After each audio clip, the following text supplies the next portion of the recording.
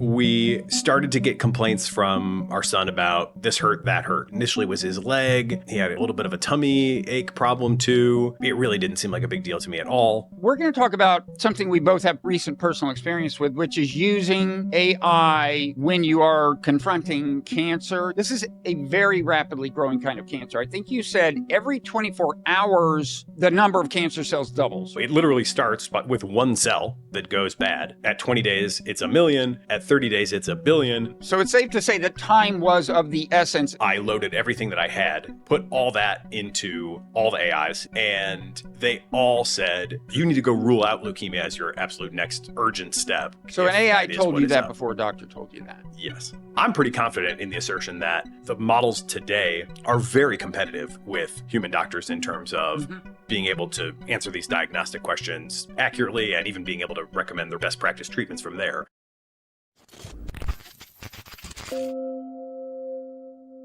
Hi, Nathan. Hi, Bob. How you doing? I'm hanging in there. Good. Well, that's let me set the context for that. That's what you just said has more moment than it often has when people say things like that. So let me introduce this. I'm Robert Wright, publisher of the Nonzero newsletter. This is a Nonzero podcast. You're Nathan Labenz, publisher of the host of the Cognitive Revolution podcast, which I recommend. And we are going to talk about artificial intelligence and cancer. We're not going to talk about the use of artificial intelligence to find a cure for cancer. That is a thing. I know Reid Hoffman just recently co-founded a company that's focused on that, for example. But we're going to talk about something we both have recent personal experience with, which is using AI when you are confronting cancer, using it to supplement your doctor's expertise, sometimes use it to, give you the confidence to maybe push back on your doctors or encourage them to do things they wouldn't have done, or maybe move faster. Now, your story is more dramatic and interesting than mine. It involves your 6-year-old son, who, as we record this, I think, is enjoying a brief respite in between rounds of chemotherapy. And I want to spend most of the time on your story. AI plays a larger role in it. I would say a momentous role, possibly, although I want to ask you about that. Then we'll get to my story.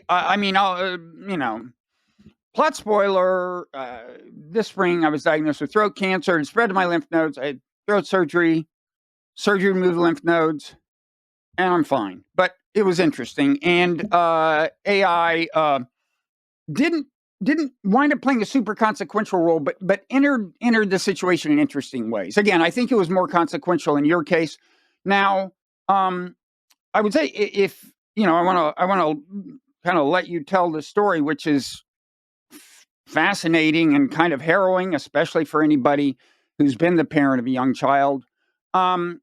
If people want the full narrative arc, I would steer them to your podcast, Cognitive Revolution. You devoted an episode to telling the story and doing some analysis of the role of AI.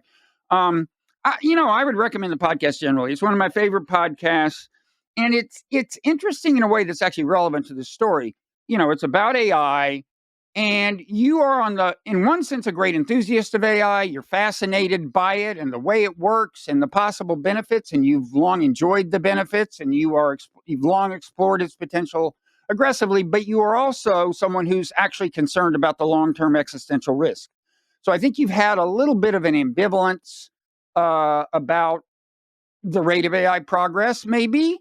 And maybe that ambivalence has been recalibrated in light of your story, because you tell me if it's too dramatic to say that AI saved your son's life. And of course, before you answer the question, I want to say, of course, whenever anybody is having chemotherapy, it's like fingers crossed, thoughts and prayers and everything. I don't think you'd say you're completely out of the woods, but I think you'd say things look a lot better than they looked at some moments, like way better, and that AI played a role. Is it too much to say that AI made the difference at that point?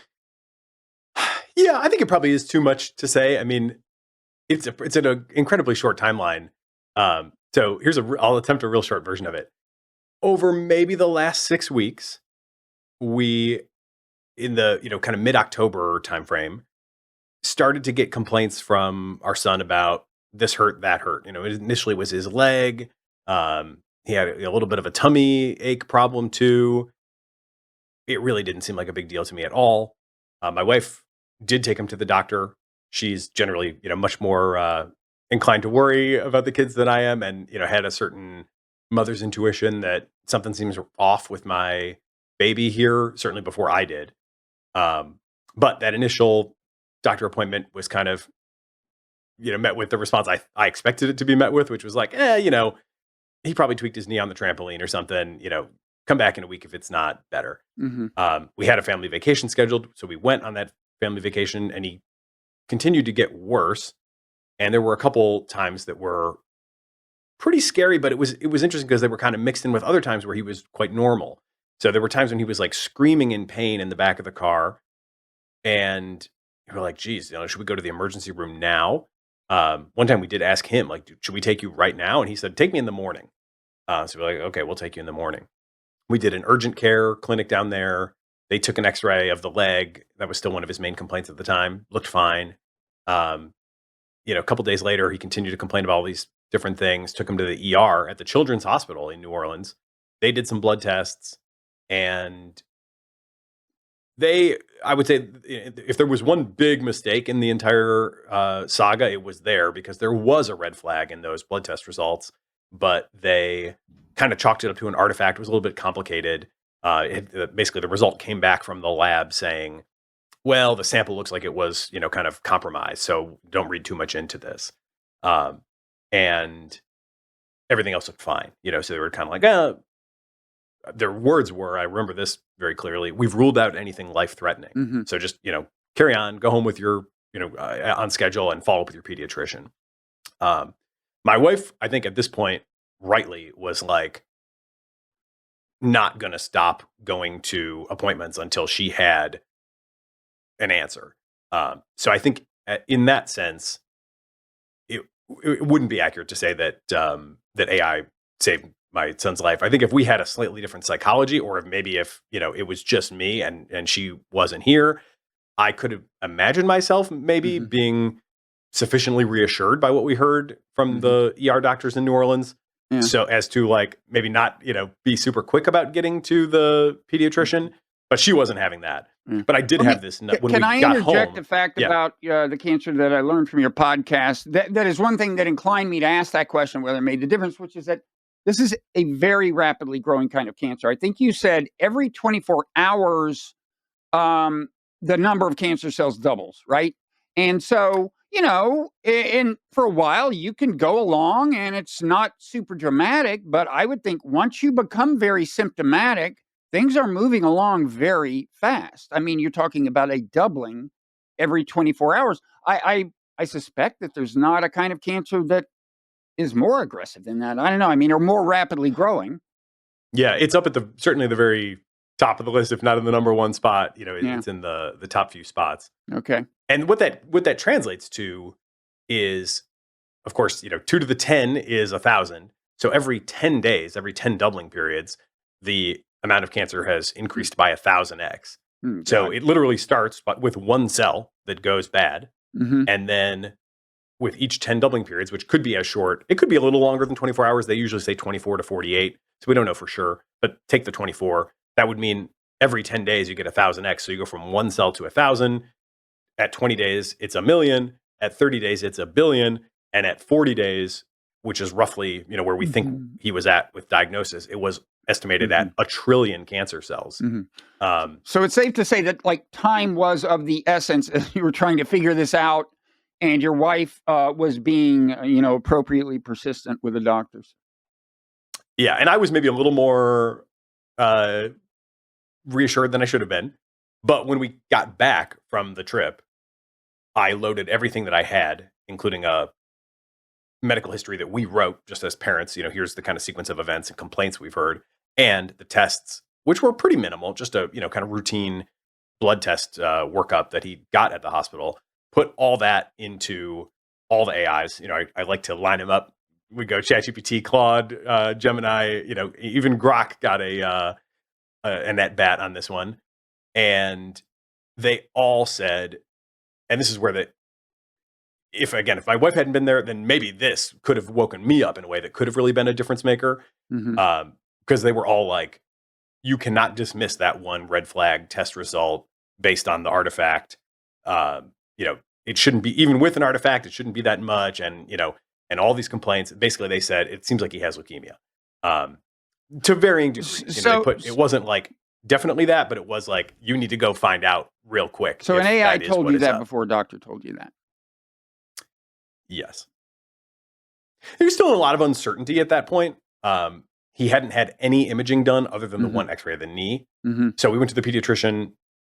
At this point, it's like everything is a one-day kind of thing. It was Wednesday that it was Tuesday at the ER in New Orleans. Wednesday, we flew home. Wednesday night, I had my AI conversations. Thursday morning, we're at the pediatrician. It's always interesting to try to parse the doctor's comments. Was he trying to kind of manage our psychology, or was he telling us, exactly what he truly thought?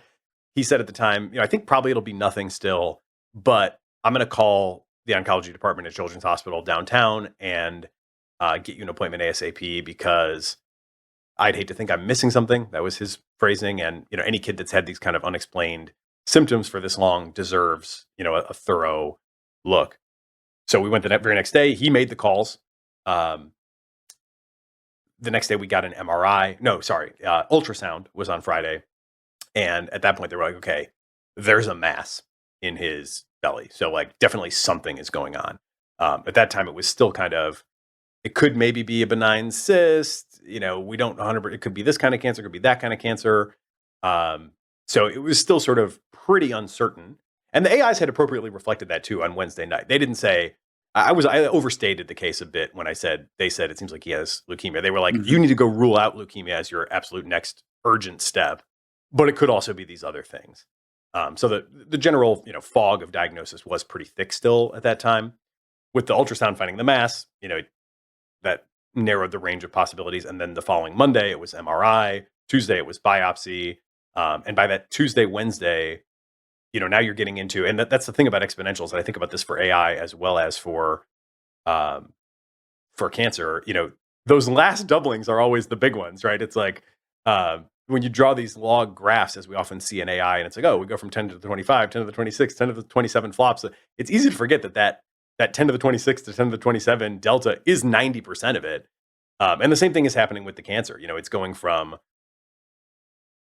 whatever, a billion cells to 2 billion cells, or from 500 billion to potentially a trillion in a really short period of time. And in retrospect, by the way, when you found the mass in the belly, it had already spread beyond the belly, right? Yeah, it was already on that was a shocking report to read for sure, because it was on the liver, and we don't know anything at the time. So, I mean, we're just scrambling to kind of educate ourselves, and there wasn't even a type, so the prognosis based on those findings, depending on what type it turned out to be, could be like totally different. But it was there was a node or nodule or something on the liver, innumerable lesions on the kidneys. And so, yeah, it was basically kind of all over the place.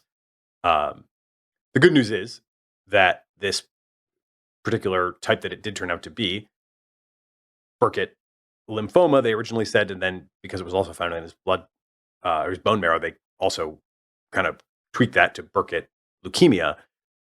It is indeed, as we've belabored, it is one of the fastest growing types of cancer. It is also, and this goes hand in hand, it is also one of the most responsive to treatment. The chemotherapy drugs, as I've learned, broad sketch, target cells that are rapidly dividing.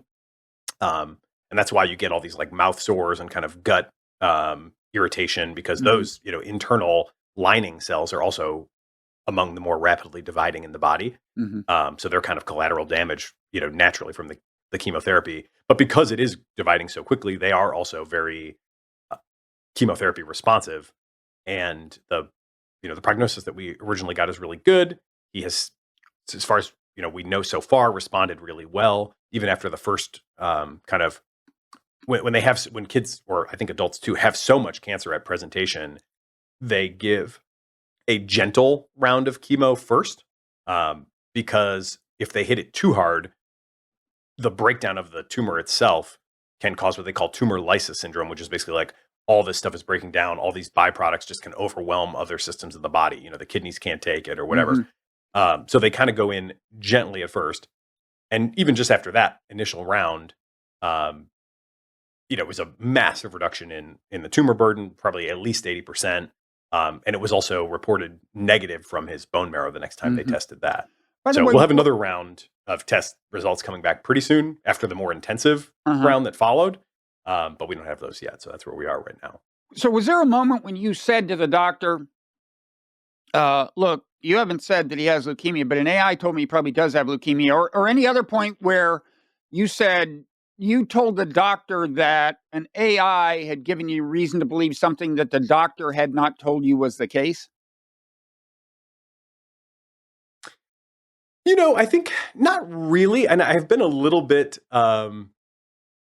less than fully forthcoming about just how much I'm using AI. So I haven't totally hit it, but I haven't gone, to the conversations with, the AI told me this. As somebody who studies AI all the time and has done many podcast episodes on the progress in AI for medicine, I'm pretty confident in the assertion that the models today are very competitive with human doctors in terms of being able to answer these diagnostic questions accurately and even being able to recommend the right, standard of care, best practice treatments from there. But they're not comfortable with that yet. And they have, in many cases, like they tried, ChatGPT when it was 3.5 or maybe 4, and it wasn't quite there. And so they've kind of formed an opinion that I think is already obsolete, but I don't want to trigger that in them. Right. As it happens, I also have a, and your relationship evolves too. So now that we were at the hospital 28 days, there were a couple doctors that we got to know much better. And so I felt like I could be more, transparent with them about the methods I was using. But it also happens to be true that I have a longtime friend who is a physician. He's not an oncologist, but he is a doctor and personally had a similar lymphoma and went through similar treatment. So I kind of presented that as another, source of like where I'm getting my ongoing second opinions. And I think that landed a little bit better than, I was talking to ChatGPT about it. Yeah.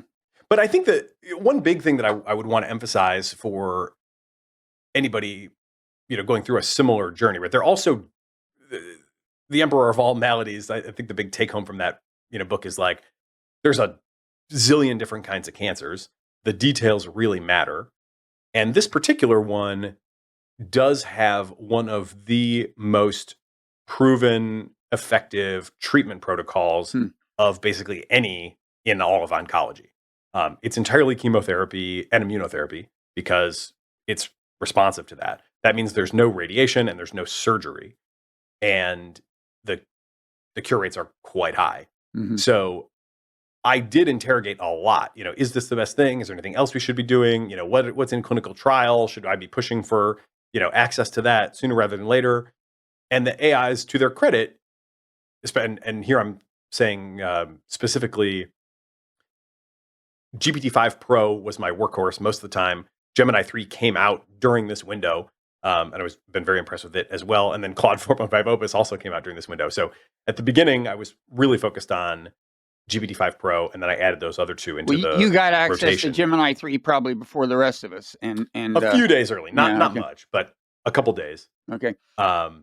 So maybe I interrupted your narrative. Did you want to continue with how this unfolded? It sounds like the AI played a bigger role in maybe increasing your anxiety and intensifying your focus than your wife's in a way. Like she didn't need help. Hers was already up. Yeah, so it was hard to okay. increase hers much more than it already was. And of course that can matter because, in my experience, spouses consult. And sometimes you convince your wife that there's something not worth worrying about. And sometimes you say, I think you're right. We need to do something. But anyway, go ahead with the whole story. Yeah, well, I think there. So I wouldn't, you know, I wouldn't say that AI had, made a critical contribution that has saved my son's life. At least not yet. And the big reason for that is because, big reasons were, my wife was already sufficiently alarmed that we weren't gonna, back off from seeking answers, Mm-hmm. and two, because the standard of care in this case is pretty well proven and seems to be really effective. I think if either of those things were not true, then it very well might, I might have a different conclusion about that. And there were other ways in which it was really, really valuable as well. One of which, the one thing I wanted to say about the three latest models is the sycophancy problem is dramatically reduced from its 4.0 high point. Mm-hmm. The AIs have consistently told me why my ideas for how to optimize his treatment plan are not great ideas. So they are not, telling me, oh, you're a genius, like you're smarter than the oncologist. Not at all. I'm yet to find anything in terms of actual treatment that I proposed to the AIs that they did not shoot down. Mm-hmm. Now, I think that could be very different depending on, different diagnoses, different prognoses, different treatment plans. How good is the standard of art or standard of care? Is it something where it's just rare enough that by necessity they're going to be kind of winging it, or, surgical considerations? We haven't had to deal with that at all. So I think there are a lot of scenarios where it could be more of a difference maker than it has been for us so far. But even so, the peace of mind alone that they are doing, the best thing. It's very hard as you go into a situation like this to know, like, are you getting the best possible treatment? Like, how good is this team? Are they on top of it? My wife was kind of like, well, why don't we just we both work from home. So we were thinking, geez, we could just move the whole family to another medical center if we could get better treatment there, or if we had any reason to think we might get better treatment there. But the AIs were very reassuring that, you are getting basically the best thing. It's not worth moving now. And they did kind of shoot down all these other sort of extreme, measures that we were kicking around in our heads. Obviously, the doctors don't have time for all that, right? So most of those things didn't even take to the doctors at all during that window. It's also was really helpful for us just in terms of bedside ongoing management. There was one question like, what does he have? Another question, what do we do about that? But even once that's answered, it's still kind of like, how's he doing right now? Are they giving the right supplemental medicines? Are they, giving him supplemental magnesium as much as they should? Should they do this other test? And I was very, very consistently impressed by how the Gemini 5, or not Gemini 5, GPT-5 Pro in particular was just extremely, extremely thorough, in very high level of agreement with the doctors. The differences in terms of what it would recommend versus what they were doing were very marginal and seemed to be very much judgment calls. And some of them went the AI's way in the end, and some of them, we ended up deferring to the doctor's expertise. And there are some things, of course, that the AIs can't do. One of the things that they can't do is look at the kid. You could take a picture, you could take a video, but I wouldn't say they're like really there in terms of the way that a human doctor who's practiced for years can sit there and look at a kid in a bed, watch how he's breathing, look at his color, get the overall vibe and say, I think he's doing okay. Although that's coming, right? And one thing that this is all relevant to is how better medical diagnosis can, in principle, spread rapidly to a lot of people who just don't have access to it by virtue of the country they live in or their income level, their insurance status. And I think, you and I both believe that, the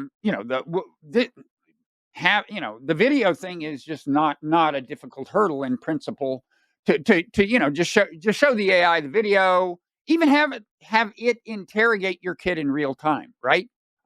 I think all that's coming, and I should say, like I maybe in some ways more than you, I worry about the rate of AI progress, because I think, although I do worry about the long-term existential thing somewhat, I worry about the short-term destabilization of society and all kinds of things. So I may be even more ambivalent than you are, but you know, at the same time, you can't deny the potential of this to help people, and it will hurt people. And I think I want to get back to the medical stuff, but you know, I think people should distinguish between two senses of progress. One is the rate of progress of what you might call raw AI power. That grows through whole new training runs. And then there's the level of application, you know, level of application. And there's a lot more that could be done with application of current levels of AI power. You know, take the basic models that are available now, and you could turn them into, I would guess, better diagnosticians than they currently serve as for most people. But that's an aside. I don't know. I'm curious if you agree, but because, you know, the other thing I'd say is like, you know, you benefited a lot from this in some cases in ways that most people couldn't, because you are so conversant in the technology. You are well versed, I'm sure, in quantitative analysis. You deal with data well. Your research skills were good to begin with, I'm sure. And right now, I think that's kind of a differentiator, you know, and as I said, I think this stuff will get more user friendly to the point where the AI is interrogating you the way a doctor would, and that'll matter less maybe. But you know, we should kind of add that footnote. Yeah, I mean, there's definitely something to that. At the same time, I would say kind of part of the reason that I'm taking a little time out to go on a micro campaign to talk about this is, and it's really micro so far. It's just been my one podcast episode, and now this. But I'm thinking about some other ways that I might try to do some advocacy, because I actually think at this point, of course, you know, advantages are advantages. Like being an educated person is always an advantage in like any situation in life. But I really do think that the AIs have gotten far enough along now that you don't need particular AI expertise. And even if you were just doing sort of a Chinese room thing where you were like, you know, passing information into the AI, getting its response back and just like blurting it out, I think that would still be a value add for a whole lot of people, even privileged people like me who, you know, have medical insurance and, you know, happen to have a pretty good, you know, large medical center close to home that we could go to.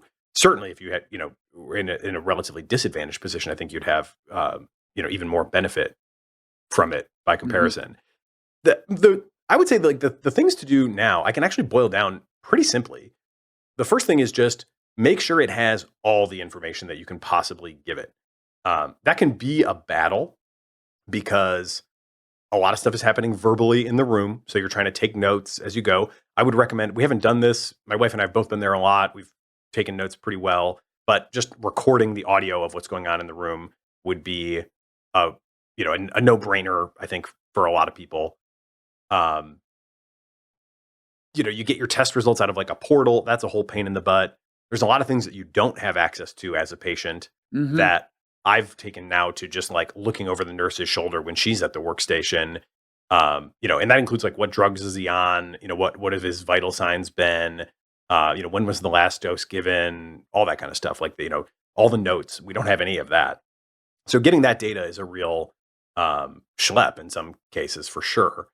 But basically just compiling everything that you can into a sort of standard thing that you can then give to the AIs. They are now, you know, the context windows are long, so they can handle it.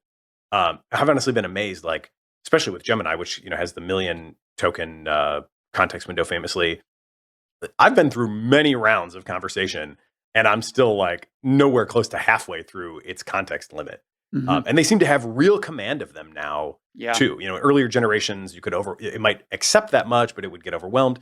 I found accuracy these days to be extremely high. The fidelity to the documents that I gave it has been extremely, extremely good.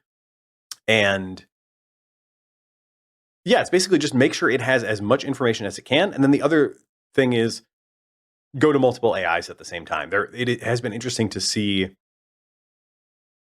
GPT-5 Pro is the most conservative. And I don't do any sort of system prompting, or, you can, of course, like instruct your AIs to respond to you in different ways. I use everything as much as I am like a power user and extreme, over this last month, I've been an extremely intensive user. I pretty much use them in vanilla form, like whatever their kind of default persona is. I just let that be. Mm-hmm. GPT-5 Pro has been the most conservative, the most kind of neutral language, the most clinical, the most sort of like many centers would do this, but it depends, in some cases on the exact policy that they have. Gemini 3, on the other hand, is like way more opinionated and really wants you to advocate. It like pushes you to push the doctors. And then Claude is like somewhere in the middle, and maybe as you'd expect. I would have expected the order to be reversed, but I would have expected Claude to be kind of in the the Goldilocks middle. With if I had to guess a priori, I would have guessed GPTs would have been the more aggressive, and Gemini would have been more conservative. But it's not been that way. So getting these different opinions is really good. Trying to make sense of them and synthesize, and look for where they agree, where they disagree. But it really hasn't been that hard. I can't say that, if there was one thing that I've done or that I had coming into this, it was really just the confidence that they were going to be good and they were going to be worth using. So I think if people in general had the headline knowledge that the AIs are now roughly competitive with human doctors, I wouldn't say they're strictly better by any means. There were some cases where, Gemini 3, for example, was pushing for us to change the antibiotic because it didn't seem to be working. And the doctors were kind of like, let's not rush into that. And I think they were right. So and they ended up changing it, but like 48 hours later. But I think they were right to wait. Oh, I see. Pretty marginal calls. But yeah, getting all these different opinions, give the AI. But you would have been well served if you had followed Gemini's advice.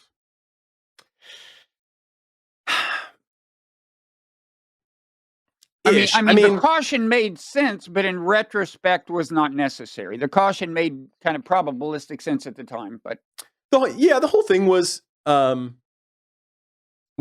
precautionary. So basically, when you are severely immunocompromised due to all the chemotherapy, they watch fevers very closely. So he did have a fever, and they take a blood culture and try to see, like, is there bacteria growing in the blood? If so, that's really bad. Because it's so bad, they give antibiotics even before they get a positive from the culture. So we were riding along with him getting antibiotics, fever not quite going away, culture still showing negative. And in the end, the cultures were always negative. The fever went away. I don't think he had any bacterial infection. I think all of the antibiotics were kind of, in the end, unnecessary. But, they do it because they don't know that at the time. And so, yeah, I think it was a very sort of 6 of one, half dozen the other. But I would give that one to the human doctors for waiting if I had to call it. I don't think it would have been wrong to follow Gemini's advice. Mm-hmm. But there was some chance. The difference with the antibiotics, this gets really into the weeds, but the first one that they give doesn't take out your gut bacteria. The second one that they upgrade to does. And they like to reserve that because that can also then, because it sort of clears out the ecological niche in your gut, that can sort of open things up to even worse things like C. diff and whatever can kind of take that space. So I think the doctors were right in the sense that waiting gave us at least the hope that this fever would go away before they'd have to upgrade. And in the end, it didn't go away and they did upgrade. But there was at least that window where we could have maybe saved his gut bacteria if the fever had come down in time, which it didn't. But this is the level of, like, I think, for anybody who's lost in that narrative, I think the takeaway is, like, these are really marginal management decisions that the AIs are, like, absolutely step for step with the doctors on. And I'd probably say, of maybe 5 of those things where there was kind of a moment where I was like, oh, should I push for maybe what the AI is kind of telling me we maybe need versus the doctor? I'd probably score it like 3-2 in favor of the doctors. Yeah. Well, that's good. All pretty minor things, though. Yeah. I know enough about your story from listening to your podcast to say that AI can help in a lot of little subtle ways. For example, so you went home at some point after, I guess you had, felt at that point, things were on the mend. You had dodged the bullet and But your son was going to be spending time at home. He was still going to be vulnerable. Infection was going to be a horrible thing. And you had some kind of flooding issue in your basement and mold or something. And so you did this really deep research via AI into that. And I gather you got these air cleaners and you erred on the side of caution. And it's like, who knows? I mean, with so many things in life, you just never know whether something worse would have happened if you hadn't erred on the side of caution. But there's just so many little ways that AI can, once you're using it extensively for research, so many little ways it can enter into things. That story really highlights the superhuman breadth of the AI, because they're pretty distinct, professions, right? Like the oncologist on the one hand, who is telling you, mold is a concern. Mhm. Okay, great. Now we've got, on the other hand, a basement flood remediation specialist who is telling me, well, if you want to be sure there's no mold, we can test the air. You mean the AI is that specialist, or? Well, we actually did have somebody come and do a mold test of the air. And where the AI took over was kind of synthesizing, like, here's the report I got back from the mold guy. Right. And here is the, medical situation that we have with all of that, kind of case history. What should I do? And basically what it ended up, this is another one of those things where I might have taken more extreme measures had I not had the reassurance that a relatively straightforward approach would be fine. Fortunately, the mold test result was like, there is a little bit of mold in the basement. It's not actually that much more than it's just in the outside air. It was fall, leaves are falling at the time, so there is mold in the outside air. The rest of the house had little mold, to much less actually than the outside air. And so we basically said, okay, well, we can just buy a bunch of HEPA filters, put them all over the house. And it also coached me through, how many HEPA filters do I need? Given these specs, this much air volume that they push, the square footage of my house, what would it do to mold levels if I had this many and versus this many? And I was able to basically get to a confident view that, like, okay, if I go buy a dozen of these $75 HEPA filters and put them all over my house, then the mold count is going to be so low in the house that, basically it's fine and I don't have to worry about it. And if I hadn't had that, I don't know what I would have done. Like, move out to some other house while my basement is getting demoed or whatever, So it is interesting. One of the big questions, of course, is like, is this going to grow the economy, shrink the economy? It hasn't taken any jobs, certainly in my experience here, but in a couple ways it has been GDP reducing, in that there were things that I might have said, well, because I don't know, I'll go to this other center. I'll move my whole family to, Philadelphia or Memphis or Boston for the next few months. Because I don't know. Since I felt like I kind of did know, I didn't have to do that. And similarly with the basement thing, I was like, okay, I can get this problem under control for a modest amount of money, and I can be confident in that based on all this help that I got. So that was huge. I think that is another big lesson for people to kind of, because people are just not like that, right? I mean, these AIs in some ways are so much like humans in the way we interact with them. We interact through language, yada, yada, yada. But they have these incredible differences. And one is just the breadth. The fact that you can kind of go laterally from oncology to mold remediation in a single fluid conversation, that is something that I don't think many people appreciate. And you don't have that many occasions where you need to be so, so broad in your analysis. But this one came up and was real for me. And it was just amazing, I mean, it's amazing enough that, in effect, with the latest models especially, it's as if you could summon the leading expert on almost anything in the world, or one of the leading experts, and have a personal conversation with them. And I personally much prefer an interactive approach to gathering information. I'm bad at reading stuff. I always want to just have the author present and ask them questions. That's amazing enough. But as you said, the fact that you can also summon the expert on this and in this other thing. In fact, they're the same thing. I mean, you can just glide seamlessly from one domain to another, and even gain a certain kind of synergy in the process. And it's pretty astounding. Now, to make sure people understand, like, the status of things. So your son's, I guess I have two questions in a way. One is, in retrospect, given the rapid rate of growth of this cancer, like, how many days away do you think you were from a different, much worse outcome? I take your point that given your wife's persistence, it probably didn't require AI to accelerate things. But I'm wondering if you've asked yourself, like, if I asked AI actually at one point. Once what did it say? What did it say? storm, the most intense, once we got through at least like the eye of the hurricane, so to speak, I worked up the courage to ask that. And a few days to a week was basically the estimate, which makes sense because I think he was lucky in some ways that he never had organ failure. At one point he was reporting it was hurting him to pee, so it seemed like you were getting to the point where this extra tissue growth was starting to constrict the flow of fluids through the body, and when that starts to happen, and things can't flow, problems get real bad real fast. That never happened to him, even though there was a lot of cancer. But it couldn't have been more than a couple more days before that would have started, because there just wasn't much room left in his belly for it to go.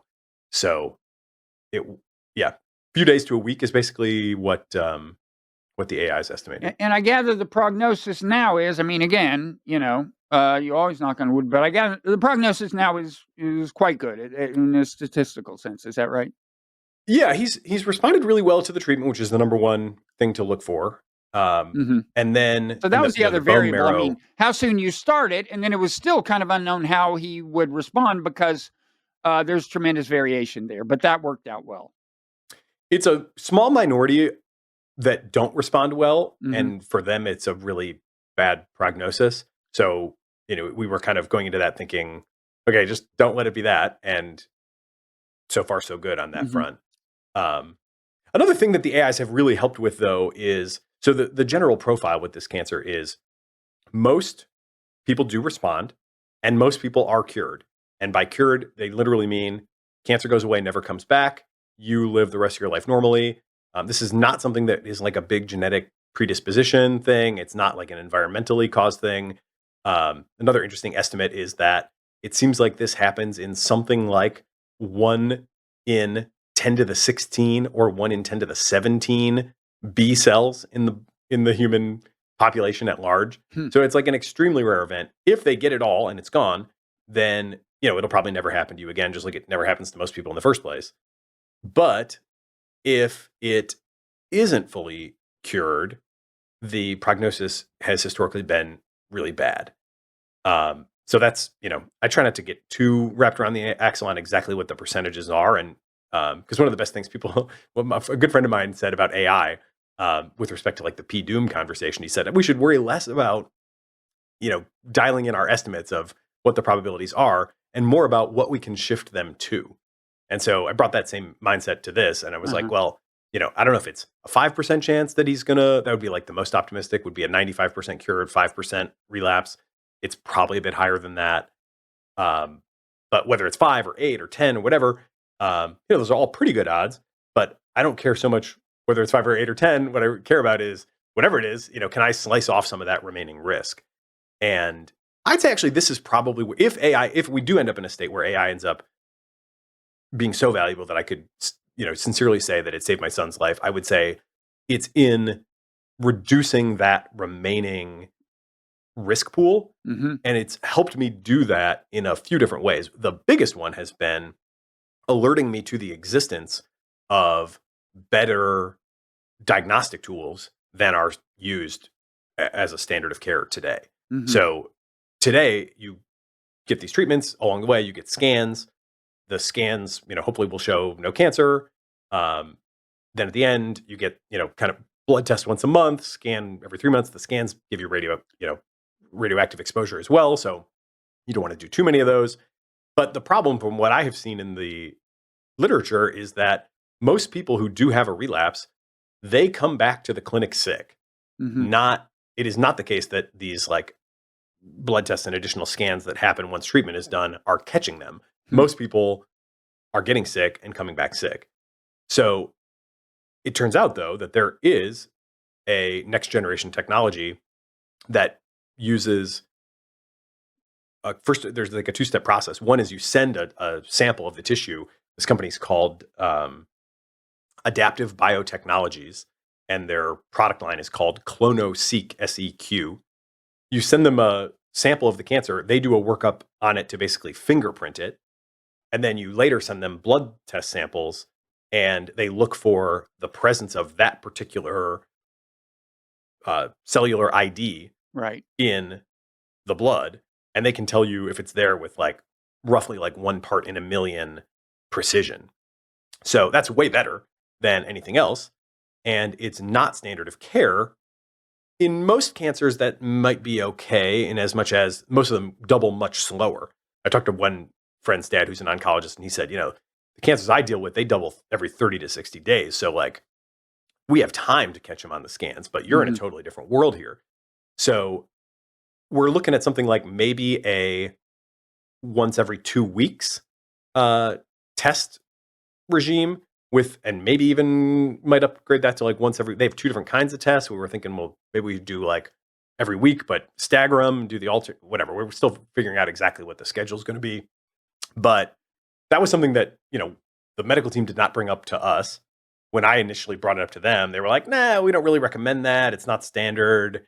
There's, the classic thing is like, there's no evidence that helps, which is what that translates to in doctor speak. I've learned is we do not have gold standard clinical trial evidence that it helps. It doesn't necessarily mean there's no evidence that it helps. Right. And there's just also the common sense argument that like, well, if this thing's doubling every 24 hours and I've also had just tremendous help from the AIs in terms of, well, what would the next line of treatment be? Where would we go get that? Is it a clinical trial thing, or is it something that can be, done here at home, or are there things that we might prescribe off label?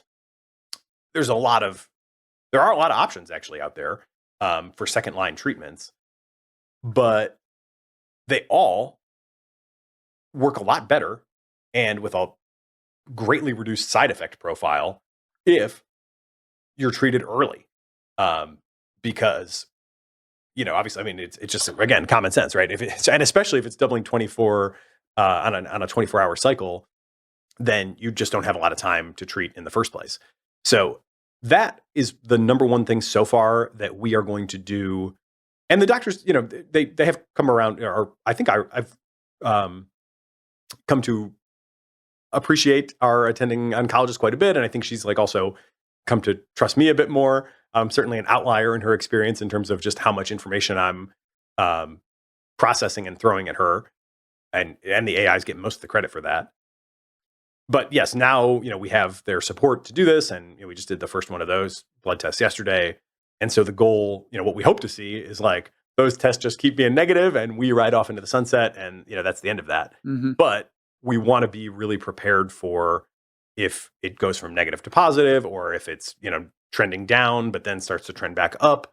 These are things that you would want to identify as quickly as you possibly could. And, just activate whatever your emergency plan is. So there's been a lot of help, both in terms of just forming that whole paradigm for myself, which basically just the AIs gave me. And then also, starting to game out like, okay, well, under what scenario would we do what things? What medical centers do we go to? Even identifying that there are second opinion, online remote second opinion options from certain leading centers that you can just avail yourself of, to send all the documentation over and get a written analysis back. So much help in the worst case scenario, contingency planning, which again, hopefully, everybody hopes they won't need that. And in our case, the odds I think are pretty good that we won't need that. But yeah, and again, in a lot of situations, those are not talk about. Yeah. So how much chemo lies ahead for your son? 5 more rounds. There was the one intro. It might vary a little bit, but the first two were like 6 days each. Uh-huh. And it's a 21-day cycle. So they give that warm-up one, and then that was basically just 1 week. There was no big delay. After that warm-up one, they took the next image, said, okay, the tumor is greatly reduced, bone marrow is clear. Those are great signs. We carry on now into the first more intensive round. And from there, it's a 20-day cycle where if you're out totally on schedule, 21 days after the first dose of round one will be the first dose of round two, and that would be now tomorrow for us. So we're headed back in for the beginning of round two tomorrow. Mm-hmm. And if all goes well, it could be in some ways a merciful. He started at 51 pounds and he was down to under 41 pounds at his low weight. We've come home for a few days. He's been eating a lot, which has been great, and he's gained a couple pounds back. So that's been encouraging for sure. But that's crazy, from 51 to 41 pounds. Like he looks like he's been through a famine. And in a sense, like it's been his own personal famine. A lot of days he's not allowed to eat if he's going to have any sort of procedure with anesthesia. It's no food or drink. So anyway, it's 5 more rounds. It could be done in as little as like 100 days, which as cancer journeys go is like actually mercifully brief. A lot of kids, that end up diagnosed with different kinds of cancers, like we were talking, the Detroit public school system has a teacher assigned to Children's Hospital that is kind of like a caseworker for kids that just can't be in school because they're at the hospital all the time. And talking to her, she's like, kids are here for years. So, we're not out of the woods, but hopefully, we will have a relatively brief cancer journey, all things considered. How painful is chemo? I mean, I didn't have to have it. There was a moment when we thought I might have to have it, and the only reason they considered that is actually because of the AI, my AI-informed inquisition, which I'll get to, because that's kind of the most interesting way AI entered my story. I mean, the subject wouldn't have come up probably, but then they acknowledged that maybe it needed to for a second. But how I've never known, you see pictures, they don't have hair, you hear it's not pleasant, but I don't have any sense. Is it just like constantly unpleasant, or intervals of sharp pain, or what? It's hard to say. I've been reluctant to pronounce too much on this because it's obviously not my pain. I would say from a parent's perspective, it's undoubtedly worth it. No brainer. You're not second guessing yourself at all. That this is like worth putting him through. Right. So that's like, at the first level of analysis, like do it or don't do it. I would do it. I've been pleasantly surprised, honestly. And again, my wife might not. She might say like, easy for you to say, and it is easy for me to say. But I would say I've been pleasantly surprised by the fact that most of the time, on like an hour by hour basis, it hasn't seemed like he's been suffering too bad. They do say kids tolerate this stuff a lot better than adults, so that's one major note. And I don't know. I've never been in close, like around the clock contact with an adult who's gone through chemotherapy. So I really don't have anything to compare to. But they have also definitely treated his pain. He had morphine at times when he was in pain. They gave him a lot of Tylenol along the way as well, mostly for fever reduction, but obviously it also has pain relief properties. He did have like at one point his cheeks were puffy because he just had such big sores in his mouth that the cheeks were kind of swelled up. That did not look good at all. He didn't want to really eat or drink at all during that time. And I think that was like pretty painful, but it wasn't like he was sitting there, moaning. We'll see. I think maybe the next rounds will be a little bit more indicative. I think he was also just so worn out by everything that had gone on that he just spent a lot of time just kind of sitting there sleeping. He, if he's not doing anything, he'll always, be interested in playing a video game or watching a video on the tablet or something. So to see him at a time when he wasn't even interested in that was, he was clearly like very unwell. But I would say it was still like well short of what you might imagine. If you were to say like, oh, it's torture to go through chemotherapy. Is it torture? I don't know. I think, real torture, I would guess, is like a lot more painful and a lot more suffering than chemotherapy, even though, again, easy for me to say. There were times when it would be like sharp pain after eating, it would kind of flare up. He'd kind of, there were a few days there where he'd like get hungry. We'd be like, oh, great, let's eat. What do you want to eat? Then he'd eat a bit, wouldn't usually be too much, a few bites, and then he'd be like, oh, my tummy really hurts. So it sucks. I don't want to minimize it at all, but my honest take is that I think it was less bad than I had feared, and it seemed like, most of the time he wasn't in like acute pain or like, suffering like super visibly. Right. So, let me tell you one kind of funny thing that happened with it's two AI related things in my story. One is just kind of, I think, funny. So when I got the MRI, so this presents as you notice a lump in your neck. Turns out to be an enlarged and cancerous lymph node. That in my case spread from the throat.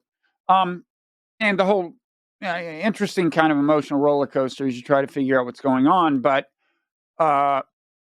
once I got the MRI, first of all, you get these things in your portal. You are not equipped to really understand them usually. You don't talk to a doctor right away. So increasingly the AI is the thing to use. And, this first had happened with us a few months earlier with an MRI, my wife said, and the AI was very reassuring. In my case, it wasn't.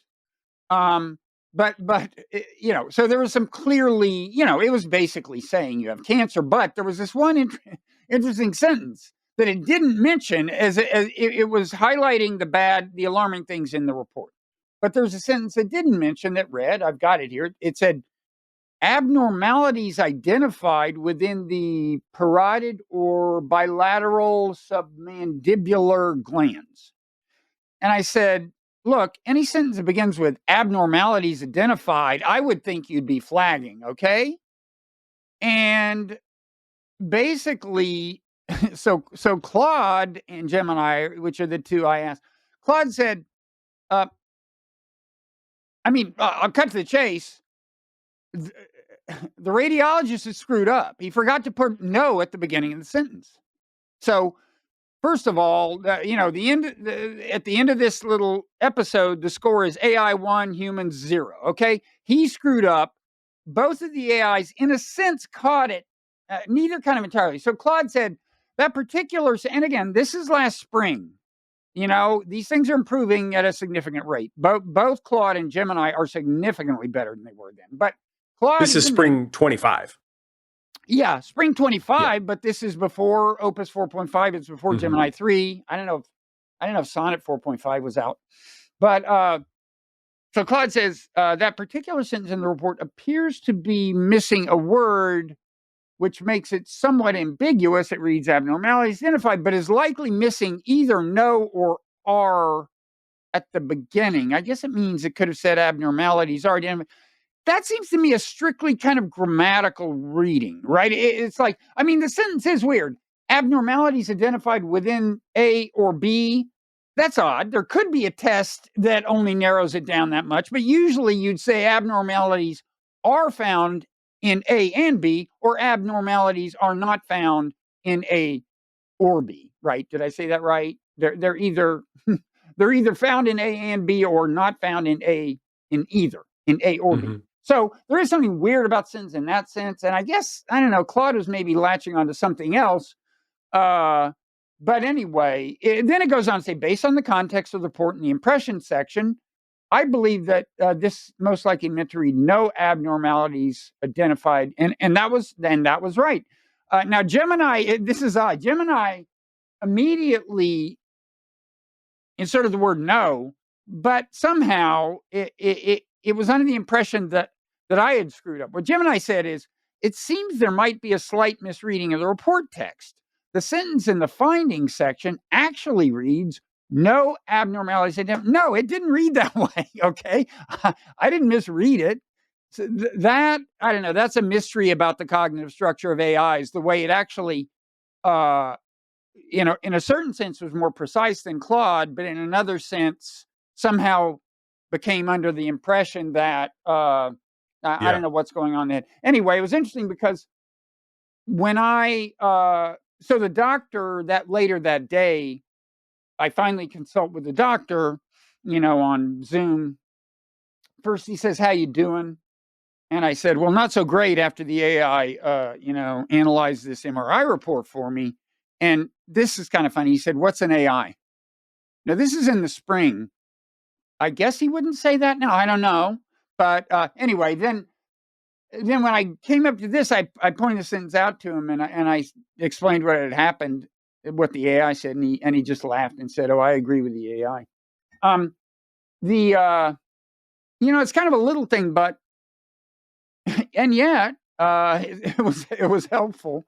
Um, the more there was one thing that was potentially very consequential in my case, that wound up not being that. I mean, I remember. So there's this number. One of the little segments in the emotional roller coaster in the odyssey of discovery is you first find out that you've got squamous cell throat cancer that spread your lymph nodes.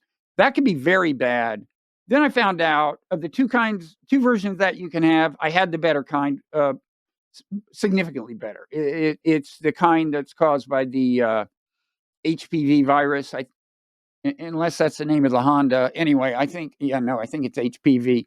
Um, and and so there's a test you can get for that it basically is examining in your blood the level of it's kind of the measuring the magnitude of the cancer, but I think it's DNA that has been processed by the virus or something. Anyway, it is a measurement of the level of activity of the cancer, and it's called a NAVDX test, NAVDX.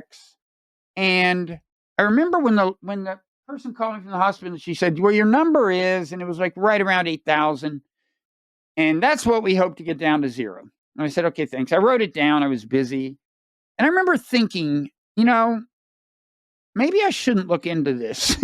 Like I can imagine this becoming a very deep rabbit hole. In retrospect, I would have saved a lot of time, and yet, I mean, I'll explain what the deal is. So first of all, that's a very high number, okay? And AI helped me find out that fact in a pretty mundane way. There's not a lot of literature on this online. But I do think without AI, I would not have managed to get. I would never have been led to the key study, which was a 2018 study that was designed to just find out like what do these NavDex levels correlate with? Do they correlate with your the tumors broadly, metastasis broadly, or what? And the one thing it does correlate with is your nodal stage. In other words, the extent of the cancer in your lymph system. So, if you've only got one infected lymph node, you're at stage 1. It goes all the way up to 4. I had, according to the MRI, definitely 1 cancerous lymph node, maybe 2. So I was kind of either stage 1 or 2. And so I was trying to, it was very hard. I still have not found just a straightforward distribution of this NAVDEX number in the population that would allow me to say I'm in the 99th percentile. But what I did find through this study was, they broke for each nodal level 1, 2, and I was in that realm, up to 4, they did break it down into quartiles. So you did know what the 75th percentile was. And I discovered that my number was much higher than the 75th percentile for nodal level 4. Okay? That meant it was way, way, way higher for somebody at nodal level 1 or 2. So something weird going on. Now, so I had 2 doctors. I'd like to say where I was treated because I was very happy with the treatment ultimately. And in fact, I was very lucky to wind up getting immunotherapy, even though it's not yet standard of care. And because they had experimented with that fairly aggressively, and then just like right when I was getting diagnosed, it's almost good that I put off asking the doctor what this lump in my neck was for a month, because it was like right when we were deciding about treatment that this study, it didn't come out in published form, but it was announced at this, the basics were revealed at this big annual cancer conference. And that's what led this doctor to say, let's do this immunotherapy. In retrospect, I think I was lucky, but that figures into this story because, so first of all, I was like, I had two doctors. I had a surgeon and an oncologist. One of them was very good about responding to email, but was very non-alarmist.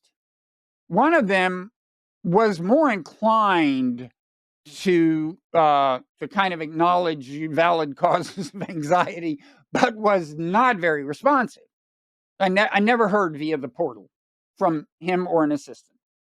But now, if you bugged him enough, you could have a phone conversation with him, which I finally did. And I liked him a lot. Anyway, so first of all, I'm like, wait, this is super high, right? There must be a reason for this. And the responsive doctor was non-alarmist. And so then when I went in for, let's see, it was, we hadn't yet gotten we had taken, the level had happened before the first dose of immunotherapy. And I said to the oncologist, who was, harder to get a hold of, I said, this number really is high, right? And he said, yeah, it's high. And I said, so it's an aggressive form of cancer? And he said, in some sense. And I said, and he said, but I expect that it'll go down. I mean, we've had very good results with this. I mean, we've been, experimenting with this immunotherapy with throat cancer for a couple of years. I'm confident, the level is going to drop. So then they do the test after the first shot of immunotherapy, and the number's gone up. So it's like, it was a little under 8,000. It's like 8,500. And I emailed the non-alarmist, and he's not alarmed, and but I'm like, we're approaching surgery, and I'm thinking, there must be an explanation for this. And by the way, in retrospect, I think, I don't know. Well, I don't know. I could speculate later if anybody cares, but I wasn't getting a lot of sleep. Maybe my immune system wasn't in great shape. I was kind of trying hard to finish a book before surgery, which didn't happen. But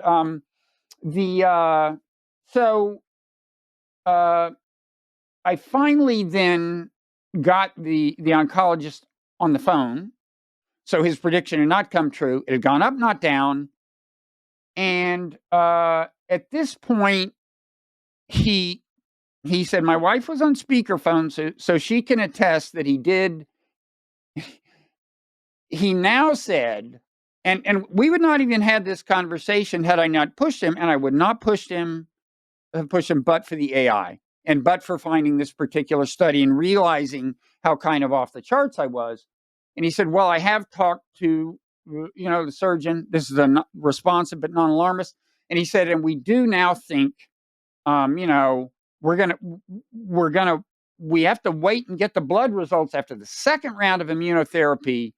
But if it hasn't gone down, I think maybe we should do chemo before the surgery. Okay. And I just want to say right now, like, that is validation of the AI. Okay. As it happens, the level went down after the second immunotherapy. But at this point, he said things like, and this is like, my wife can attest to this. He said, we've never seen a case like yours. He said, you are an outlier. We have never seen a case like yours. Now, that's not quite as dramatic as it sounds, because honestly, I think maybe they had done 50, maybe 80, 100 patients over the last few years because it's not standard of care. But still, I just, even though that wound up not being necessary, the number did go down somewhat and is now 0, after the surgery and the subsequent immunotherapy. I do think that's kind of validation of the AI. He was conceding something he would not have conceded if I hadn't pressed him, that at that point, this level alarm was appropriate and we needed to have a contingency plan. And he said, I kind of apologize for being so forceful, because a couple times during the conversation, my wife is like going, like calm down, like making hand motions, like you're being a dick. Because I was getting, I had trouble getting them, and I was really trying to press him to kind of level with me. So I kind of apologized. And he said, no, you have to be your advocate. You absolutely should be like this. And that's true. And it's not an indictment of doctors. They're busy. They've got people in worse shape than me. And so it's not an indictment of them to say that if you want airtime, you really got to push for it. And this is just it's a little data point, but it's a case where it was appropriate that they focus more than they were focusing. I wouldn't have got them to focus without the AI.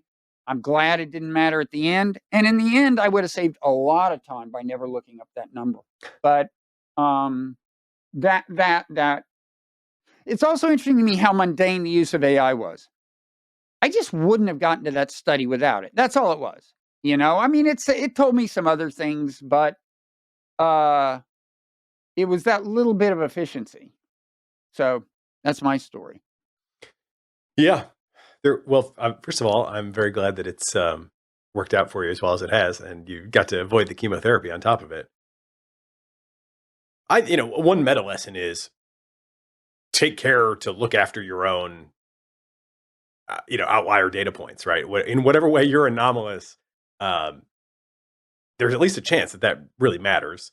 And, it shouldn't be dismissed too quickly. I think that's, for my son, that was, originally true with the LDH was the original red flag marker in the blood test that they looked past faster than they should have. And there are some of these like deeper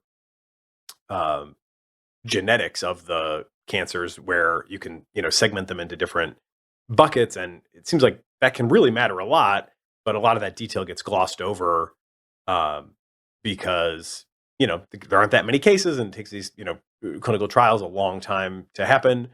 I think another big takeaway I have from your story there is like, and I felt this, excuse me, very much in our case, even though the standard of care is really very effective for the diagnosis that my son has, I'm feeling like this standard of care concept, I mean, maybe not totally in general, but in many cases is kind of outliving its usefulness now, because the individual patient, unaided is going to have, in most cases, a very hard time, going through the literature and finding anything that would improve on the standard of care. Mm-hmm. But the AIs can grind so much. And I did get from Claude 4.5 Opus a very detailed kind of decision tree around, let's say, what we hope to happen is that the cancer goes to 0 after, if not 1, then by 2 rounds, it should definitely be at 0. Even on the minimal residual disease test, like it should basically be undetectable by any method. So hopefully that'll be the case. If that's not the case, what should we do about it? All these other immunotherapies that are out there that are not yet standard of care, would be very, very hard for me to orient myself to. I probably would have done it, over the months that we were in chemotherapy. I probably would have just continued to grind and got there on my own, but I would say it was order of magnitude faster. I got a decent understanding of this within like 10 days of diagnosis, and it probably would have been the full 100 days to get there if I was just, doing Google search and whatever. But the AI is a command, again, the breadth of the literature, knowing what's approved for other indications and might be useful for this off-label, the ability to think about like where in the treatment cycle would you put that. I did experience, and one super practical tip just to give folks something they can definitely use. Gemini 3 is unbelievable at transcribing documents. Mm-hmm, so often we've been given paper documents, results from labs or whatever. They get faxed from wherever to our doctor she prints them out and hands them to me stapled, in a pack. And I'm like, any way I could get a digital copy of this? No, it came through a fax. So I don't have that. Okay, that sucks. Snapping just an iPhone picture and then putting that picture into Gemini 3 in particular. ChatGPT, even with GPT-5 Pro, not so good at this. I haven't tried Claude so much, but Gemini 3 is just awesome at the transcription. Even when you're, in kind of weird light and the shadow of your phone is on the page and it's not even fully flat because I'm just doing this in the recliner next to the hospital bed. Unbelievable with the transcription. So just, clarifying that data, that's a really super useful thing. But then, working through that, grinding through all these different possibilities, doing this whole decision tree, if this, then that, if it goes down and then it comes back, you might look at this immunotherapy, depending on the markers that the cells express, this one targets this particular receptor, this other one targets this other receptor. These two have been shown to, work well together in some cases. And a lot of these are like case report level things. These are not yet trials. They're just kind of things that people have written up because at some point somebody had to get creative somewhere. And this is what I really think I am inclined to push for in terms of reform of the system now. Some sort of right to try. My working title for this is AI and right to try. Perhaps if we wanted to make a societal, deal, could be bundled in with you have to share your data back to some sort of common space for future analysis. But you look at the length of some of these clinical trials, and one study went on for 17 years. When they go on because there's just not that many cases. They don't want to give, nobody wants their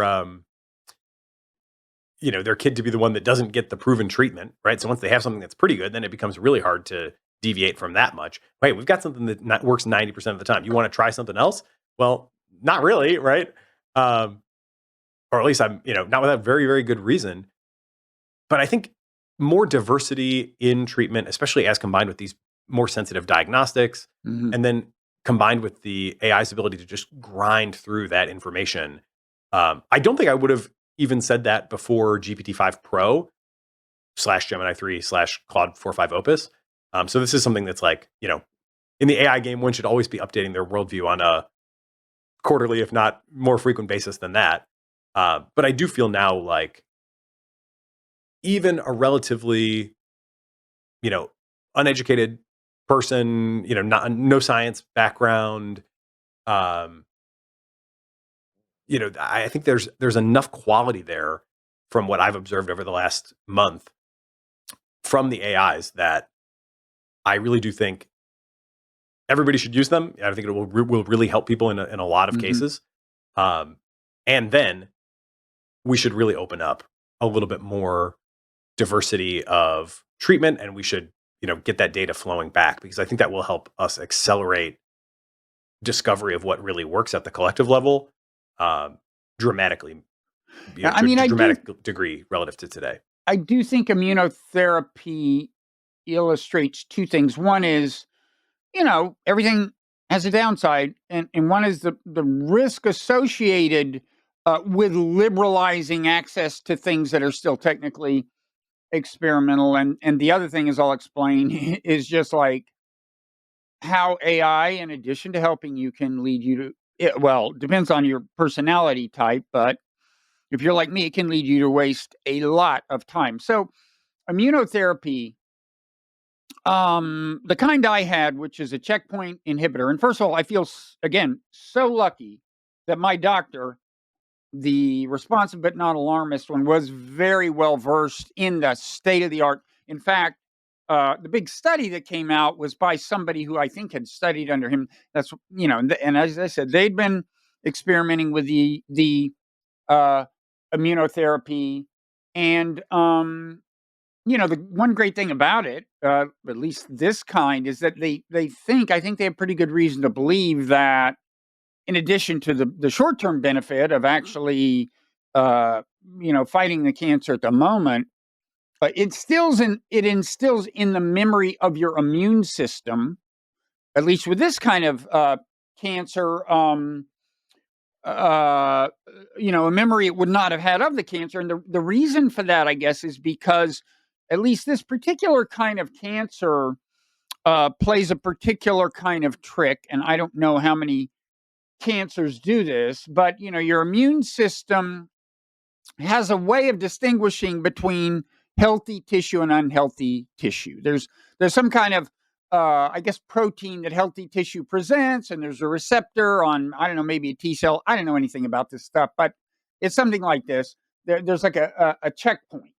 and the healthy tissue says, here's this protein that assures you that I'm a healthy tissue. Don't attack me. This cancer generates that exact protein. And so it keeps the immune system from attacking it. And this immune system, the checkpoint inhibitor, the immunotherapy, the checkpoint inhibitor just disables the checkpoint system.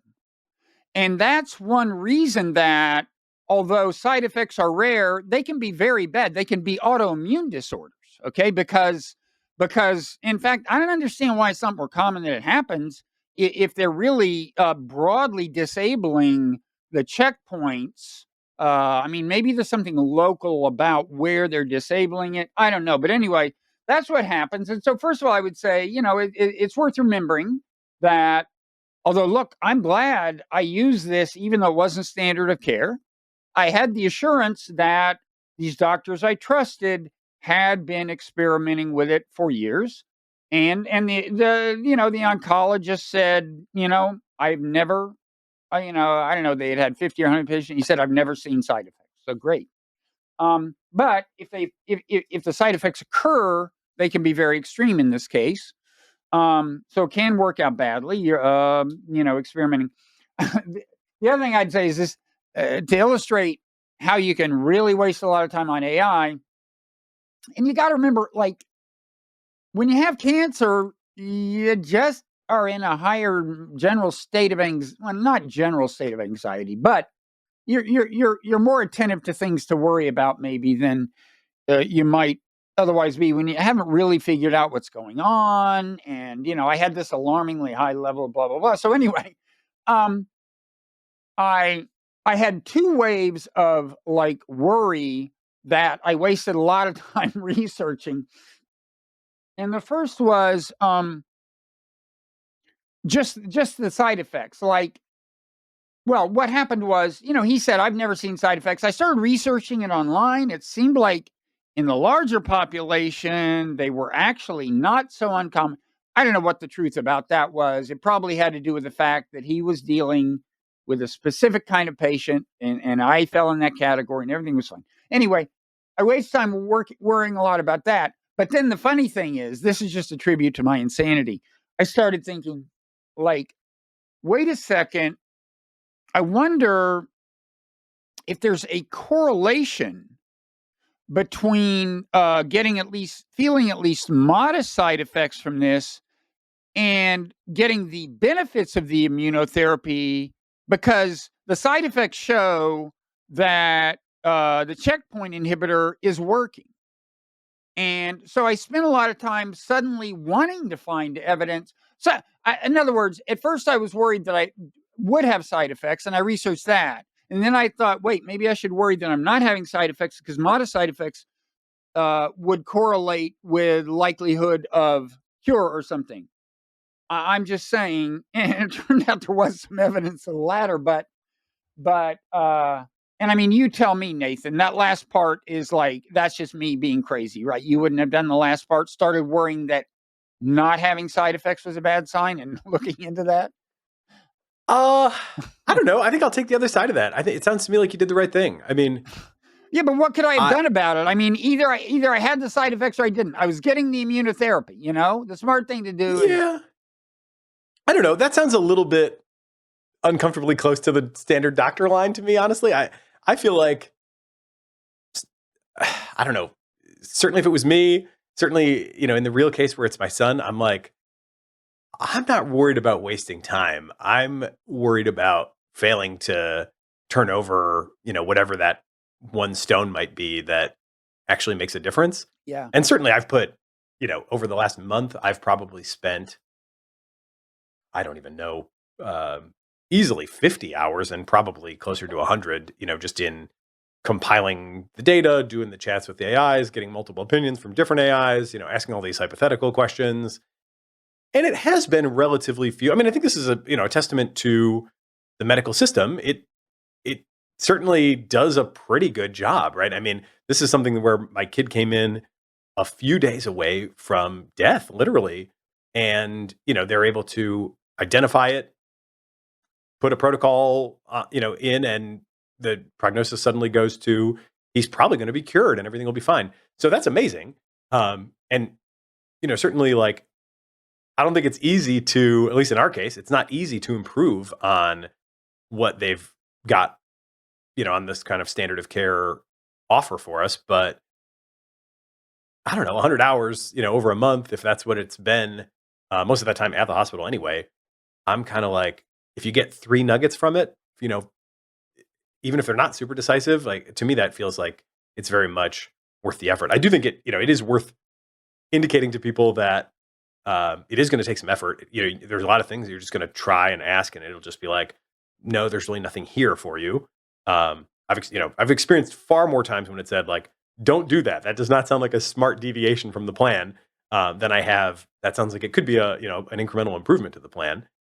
But that's, to me right now, just kind of the cost of doing business. I think they're good enough that if you drive them hard, there's a decent chance you will find something that will actually be of value.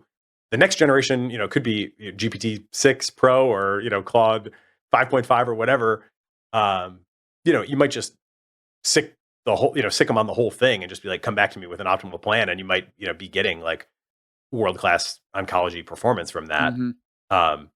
I think honestly, Claude 4.5, Gemini 3, like they're already pretty close to top tier. I'm really liking Gemini 3. I mean, not for medical purposes, but I've been using it to nail down a few things for my book and explore, which is about AI. And of course, these AIs tend to be pretty well versed in AI, but it's so good. I like its voice so much better now. Gemini 3's voice, the efficiency of its presentation. It's it's a little. I mean, we're getting a little off topic here, but it's a little more, maybe sycophantic is too strong a word, but there was a time when Claude was saying that every insight I had was excellent. And now Claude's not saying that, and Gemini's more inclined to. I don't know if you're sensing that, but yeah, I think it's possible. I haven't used it. I agree with you on the economy of presentation. Mm-hmm. The speed of response is also really good. Mm-hmm. And in a totally different line of use, the write as me task that I've kind of benchmarked all models against for the last couple of years, where specifically what I do is for every episode of the podcast, I write an intro. I have a big PDF of just 50 past intro essays that I've written, give it that, and then the transcript of the current one and say, write me a new one following this guy's style.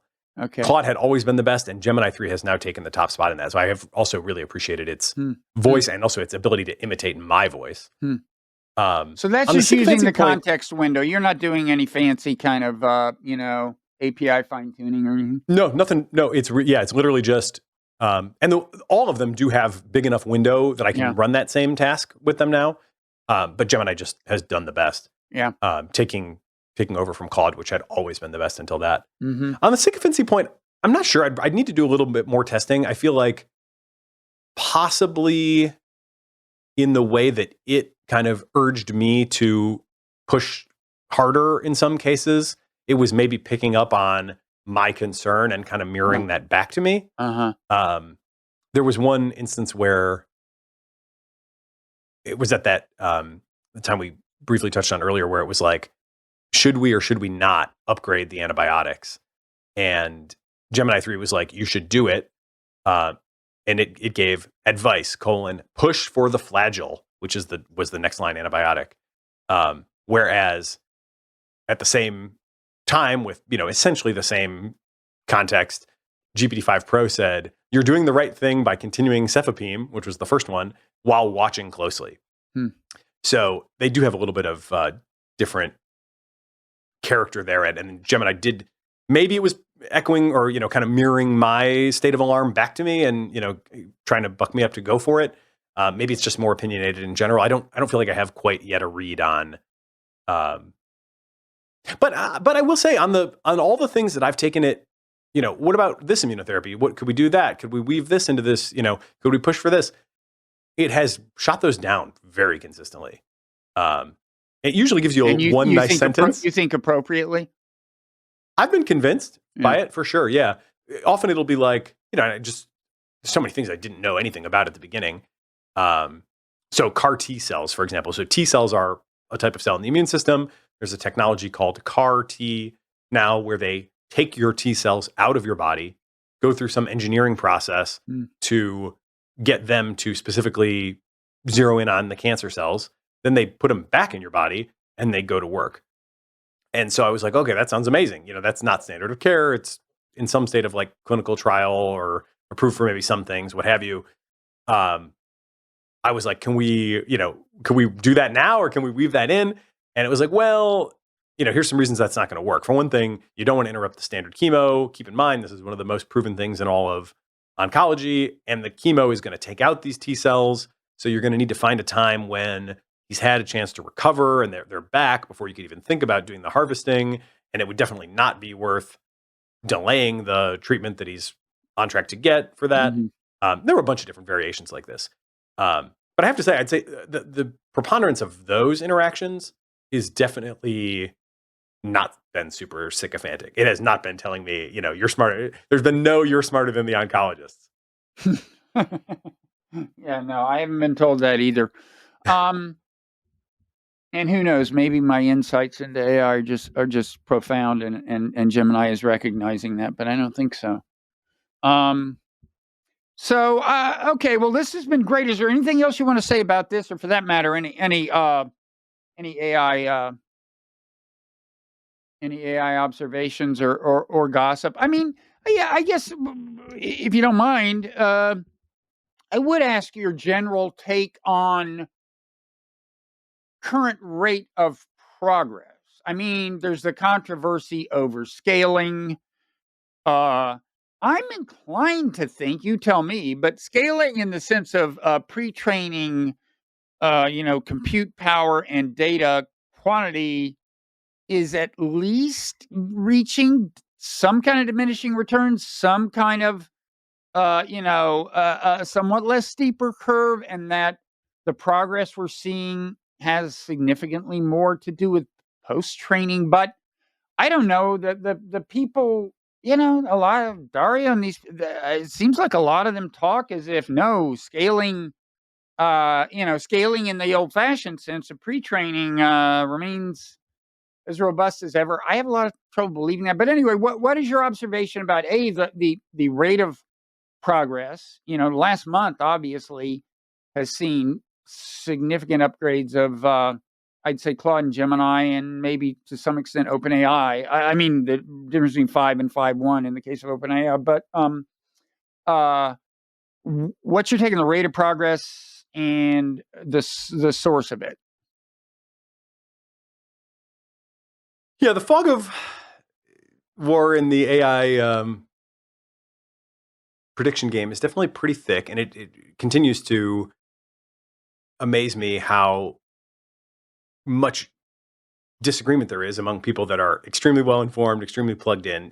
I do think that the main thing that people should kind of take away, unless they're going to do a lot of investigation and come to their own conclusions, is there's just a high level of uncertainty with very credible people saying, like on the Dario side, powerful AI could come as soon as 2027. I don't think they've really wavered from that. And so far, I'd say the trends, the exponentials seem to be holding the classic meter graph of task length. We're still basically on that. Yeah, that's a question. We don't have Gemini 3 results for that, do we? I don't think so. No. And I don't think Claude 4.5 Opus. So either. We're still at least 7 months, if not shorter, for the doubling time? Yeah, it kind of depends on where you draw the line. If you draw it back from like 2019 to present, it's like 7 months. If you were to somewhat arbitrarily draw it at like, I don't know, 2022, 23 to present, then they get a 4 month, I think. Really? But, you got to be mindful of like you're sort of p-hacking in a way there, because you're kind of eyeballing it and saying, well, what if I, slid it to this and then, oh, sure, it's higher. Well, you kind of knew you were going to get that because you were eyeballing the graph. I think the way I think about the pre-training versus post-training is, these are all very rough notions, right? Especially because post-training is becoming a place where a lot of compute is going to. So originally it was like pre-training was the vast majority of the compute, and the scaling laws had held for a lot of orders of magnitude.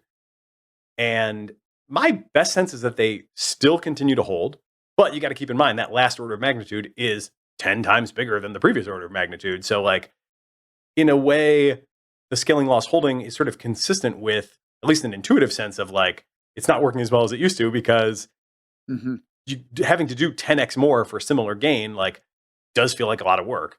Now, the money, the build out, the chips are all there, I think, to support that continued order of magnitude scaling for at least a couple more generations. And then I think there was sort of this intermediate time where kind of post GPT-4, there was a little bit of a time where, chips were scarce. They didn't quite have the level of chips to do the next build out. And they sort of found this other thing, which is, we can also scale inference time compute. And that also really works. So, I mean, I use these terms like, I don't know how familiar everybody is, but inference time compute, just like the AI thinks longer, in response to your particular query. So that also worked really well. I think there's kind of an analogy between the way that the AIs are trained on a step-by-step level, which is through gradient descent, right? So it's basically like we have all these weights, all these numbers in this giant matrix, famously 176 billion for the original GPT-3. And through an elaborate, pretty simple, but like major, number crunching operation, the determination is we're going to move every single one of those weights a little bit in the right direction to make the prediction more accurate for, this batch of next tokens that we were just trying to predict. Okay, great. That gradient descent, it's trying to find the steepest direction of improvement across all these different weights. At the more meta, like research level, I think a similar thing is going on, where they're like, we have a lot of different ways that we can improve, and which one is going to be the steepest? So I think after like, GPT to GPT-4 being largely the effort going into scaling the data and the chips and all the pre-training, then there was this discovery that, well, hey, the post-training is also, unlocked a lot of value, and wow, we can actually scale reasoning time. And then that was just for a while very clearly the steepest path of improvement. And now that's been, scaled up, and there's been a ton of reinforcement learning, and we're not getting the transparency that we used to get. So what is the, it used to be like 99% of the compute went into the pre-training and 1% was the post-training, as of like the, the first ever instruction following models. Now I've heard some things like it might be more like even approaching 50-50. I'm not sure exactly where that sits, and it probably varies a little bit across different labs with different strategies. But my guess is now we're going to see both of those things.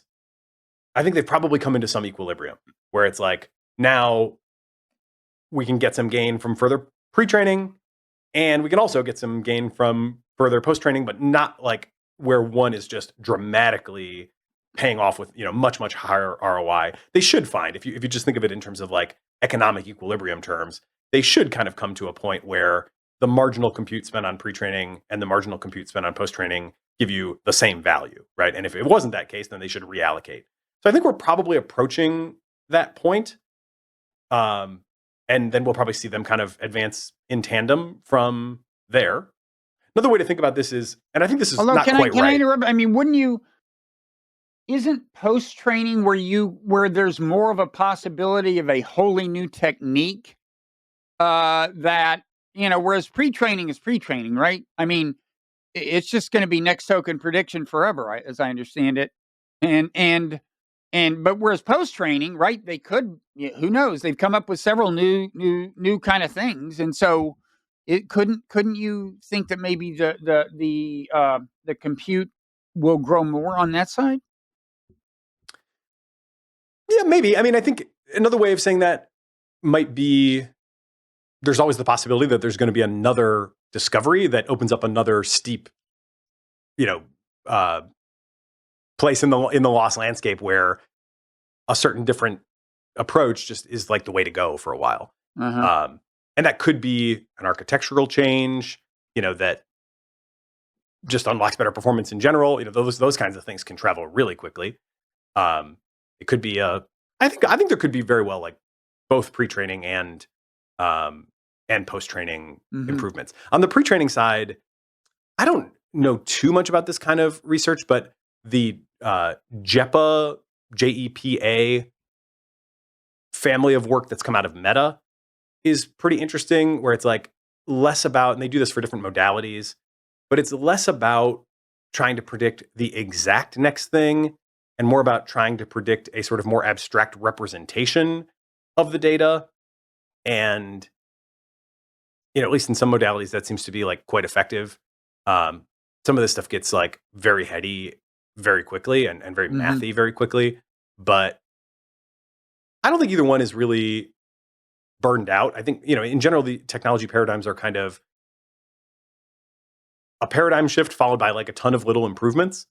And to the best of my understanding, it seems like there are little improvements still in both pre-training and post-training, and still the possibility for new paradigm shift moments as well. So, but yeah, I think we're probably approaching some sort of equilibrium.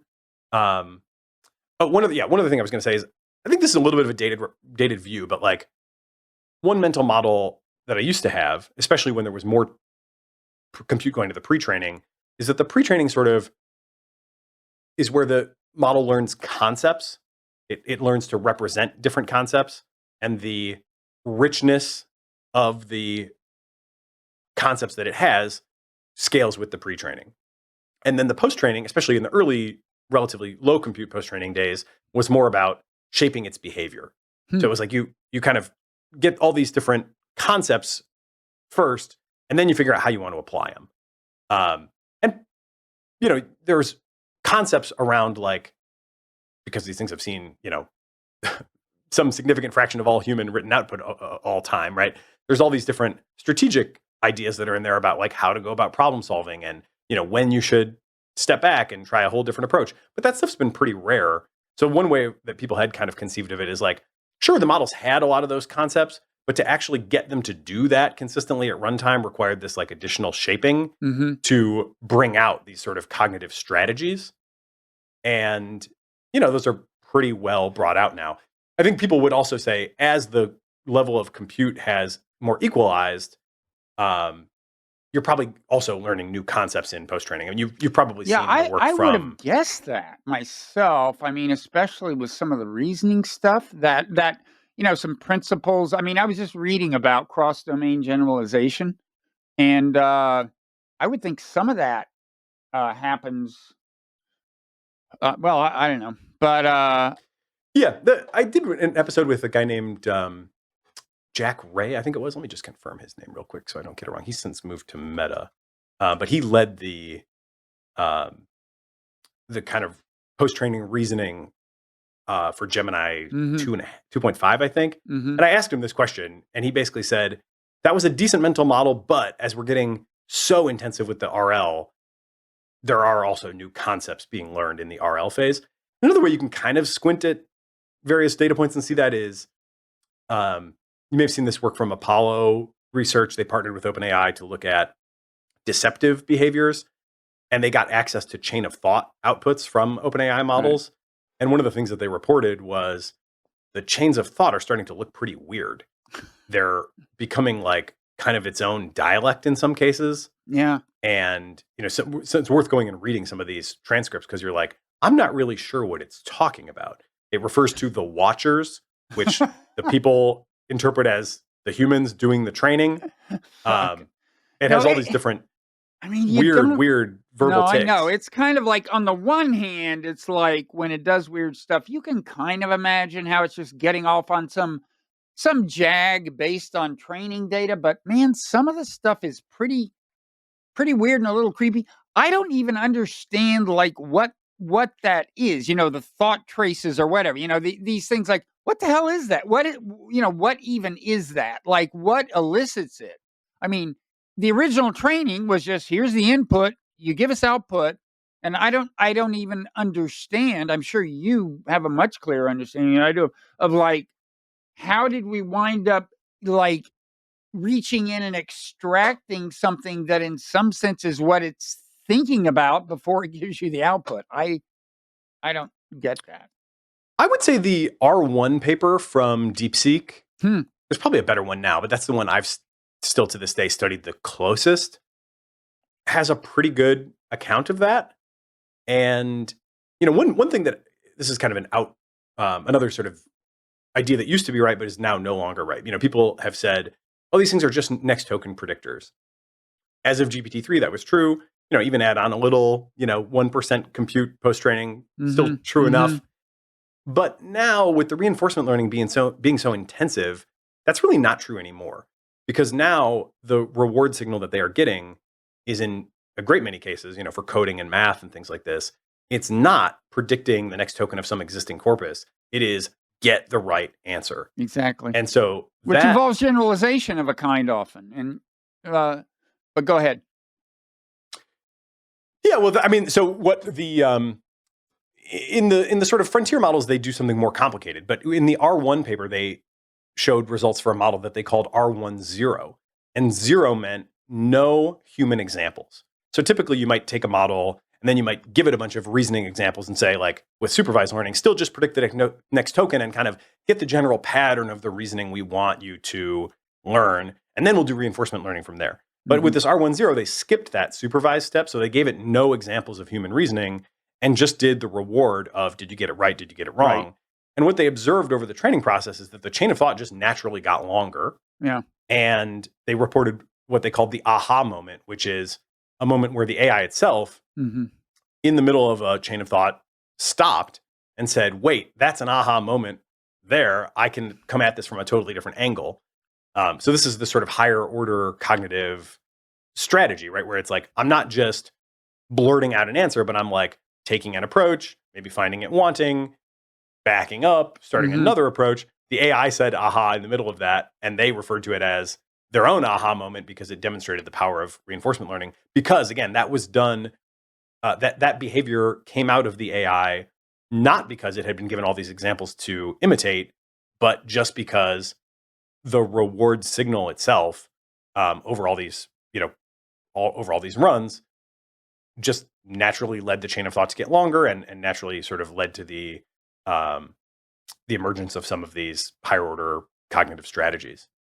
You almost wonder if more of the reasoning, in a sense, the understanding is well, I don't want to use the word conscious because we don't even know that they're sentient, but I wonder if they're able to articulate more about the actual process of reasoning and understanding than we are, even when we're performing comparable feats. You know what I mean?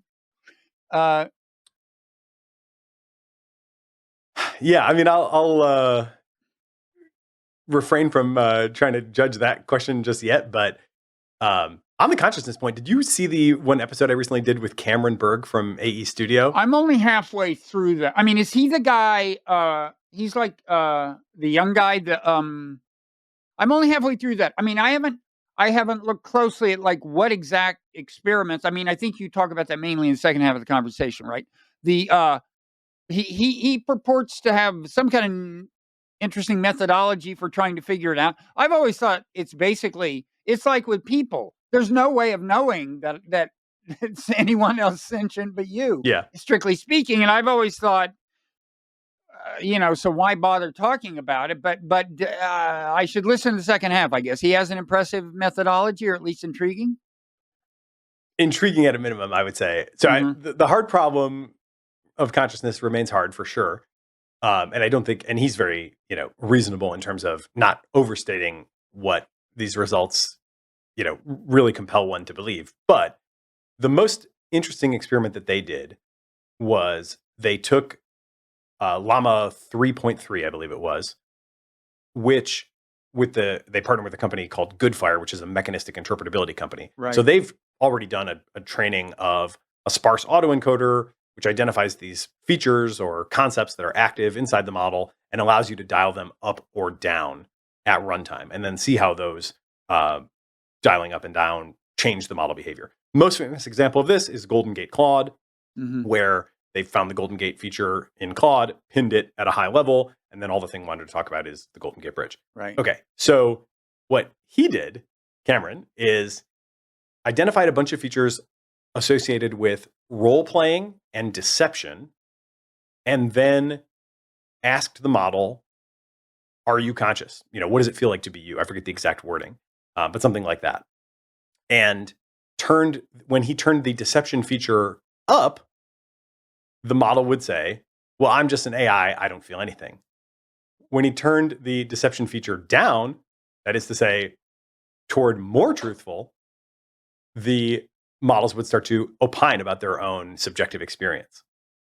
And then they further validated this. There's a benchmark called Truthful QA, which is basically a bunch of like questions that people often get wrong. Things where if you had like sort of a human reinforcement learning from human feedback, right? If the people were rewarding answers that are wrong because they're like common misconceptions or whatever, this Truthful QA benchmark tries to get at how much does the AI tell the people what it thinks they want to hear based on, what feedback people might give versus tell them, the real honest factual truth. And so they validated on that benchmark that, again, turning up the deception feature caused it to be less truthful on this benchmark. Turning it down caused it to be more truthful. And that all aligns with the idea that maybe, and as by all means, you should retain a very healthy dose of uncertainty, if not skepticism, on this.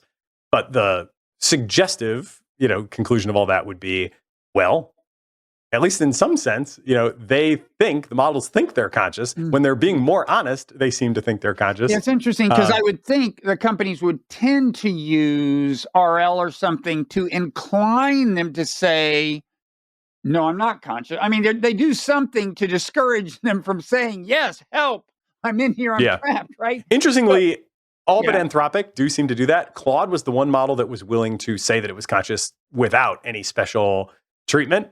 But the other ones all didn't. But I'm wondering how that relates to the validity of this methodology, right? So does that make it even, if they are trained to be not inclined to say they're conscious, does that make it even more significant that when you adjust the deception dial, they toward honesty, they say they're conscious? I don't know enough to say, but it seems to me that that's worth pondering. Then what is the role-playing thing? You said there's also that he adjusts the role-playing feature and that has some effect? Yeah, I mean, the way these features are identified is basically through a process of like automatic labeling. So you take a bunch of inputs and outputs, you then look at what features are active for all these different inputs and outputs. And then you sort of say, we could go deeper down this rabbit hole, but in short, you say, okay, we've got, they structure something where they identify, and it can be like quite large, like millions of concepts. And the way they do this is they insert this really wide layer in between two other layers of the network, right? So the network is processing information layer to layer. They insert this really wide layer and they train it in such a way where it is forced to be sparse. In other words, only a few of the very wide layer nodes are allowed to be active at any given time. And so the thought is that when you force it through this very wide but sparse thing, then those individual things might start to correspond to concepts. You don't necessarily know if they do, or if they kind of bundle certain concepts together, or whatever, when you first do that. But then you come back and say, okay, now that we have that, let's put all these inputs through, see what lights up, and if there's consistency, if the same kinds of inputs and outputs cause the same concepts to light up, then we can say that concept seems to correspond to this, bundle of stuff. And so there's, literally millions of these features or concepts that have been identified. And now you can just search through databases of them, and you can say, deception, role playing. What you get back is, here's some features, and here are the specific bits of text that cause those features to be active. And, you see in there, you can see raw stuff related to deception and role playing and the AI performing as an assistant. And then when you turn those up, you get that performing as an assistant. When you turn those down, then you get this, here's what it feels like to be me, Llama 3.3 70B. Hmm. Well, first I should listen to the second half of that podcast, but I should also try to get him on my podcast. He's great. I think, yes, AE Studio is an awesome company. They're really heroes of mine personally because, first of all, they just went and built this whole consultancy, technology consultancy that throws off money. They reinvest this money into AI safety projects. And their approach at the meta level, they call the neglected approaches approach. They're basically like, they first did a big survey of the AI safety, researcher field, ask people things like, do you think we're on track to solve the problem in time? Most people said no. Do you think we have, all the techniques that we need, or do we need new ideas? Most people said we still need new ideas. So their approach is to try to find weird ideas that other people aren't doing and make unique investments in them. And they've had a couple real hits, in my opinion. And I think they have some really inspired philosophy that goes along with really good research. I thought Cameron was really compelling when it came to the idea of mutualism with AIs. He said, I would never want to train. I wanted to talk about that too. I mean, the working at a non-zero sum relationship with it, especially if it becomes super intelligence. That's my favorite kind of relationship with a super intelligence. Yeah. His quote, it rings in my head, was, I would never want to create something that is more powerful than we are, that has reason to see us as a threat. Right. And I was like, yeah, that sounds like, of all the commandments we might give, like, that sounds like a pretty good one for the modern era. Yeah. So yeah, I thought that was outstanding stuff. And yeah, I mean, we're well off the original topic here, but I do think Cameron would be a great guest. So I'd be happy to connect you with him. Okay. Well, he won't be the first guest I've gotten from listening to your podcast. Well, listen, I'm so happy about your son. That's such a, it's a harrowing story, but I'm glad things worked out the way they have. Bottom line, do it. The number one thing I would tell everybody is, if you have a real situation like this, by all means, you're going to use your human doctors. And this is not to say that the AIs should replace your doctors. I would not want to be all in with AIs at this point in time, but they absolutely are on the level of the human doctors. They can give you new perspectives. They are very good. Just dump all your data into it. Don't hold anything back. Yep. Go for it. Get multiple opinions from the AIs, as you might get a second opinion from humans. Yep. But just do it. And there's a lot of value to be had there. I think we're going to have a big societal conversation coming, because I think I'm like the first person who's done this at this center, probably. But with everything in AI going exponential, they're going to start to see this a lot more as it becomes common knowledge. My doctor said they're hearing more and more of this. They're trying to come to terms with it. It's in many ways a pain in the ass for them to have patients who think they know more than the doctors. But I would definitely, be diplomatic. Anytime I send a letter to the doctors, I do ask the AI to review it. And one of the things that they have frequently done for me is said, and I try to be mindful of this myself too, but they'll say like, maybe you could soften the tone here a little bit. Like, keep in mind, this is the you're talking to the oncologist. They're the expert. You don't want to put them on the defensive. So even just at the level of like how to manage the communication so it's as productive as possible, it's been helpful. But yeah, AI and Right to Try, that might be my next big campaign. First, we got to get a few more test results and get through this this episode. So far, so good. But yeah, take nothing for granted is one of my life values and mantras. Right. So, but I do think we're not far away at all. We're already at a point where you absolutely should be doing it. And I don't think we're too far away from a point where it's going to be able to add value much more often than it